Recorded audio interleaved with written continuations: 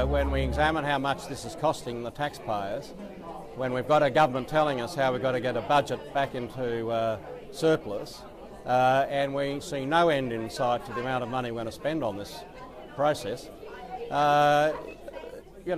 we've got to do something about it, because we just can't go on managing in this way. And so that's on two counts a call for leadership, and I think I'm expecting and hoping our government will provide some leadership and try to get something done about this. Well, it did strike me, of course, in contrast to what we did in 2001. I cannot conceive of why we need any secrecy about the operations.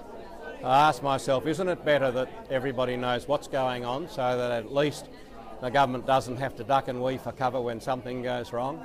I mean, what we're seeing right now is a whole panoply of issues being drawn to our attention simply because the government thinks it can manage this through some sort of secrecy program. Well, again, this tears at your heart when you think about it. Keeping children in detention, or jails, I would prefer to call them. They are jails, but they're jails without a legal recourse to representation, is a terrible thing to do to children. Can we convince ourselves this is not harming these people? I don't think so. What is the biggest single difference between your time when you're in charge of the Defence Forces and the current operation? Well, I think I'd count two aspects. One is a greater adherence to international law, I think, in my time.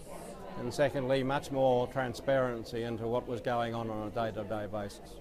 Is Australia breaking international law daily with these operations? Well, if you read this book, that's actually one of the fundamental theses of it.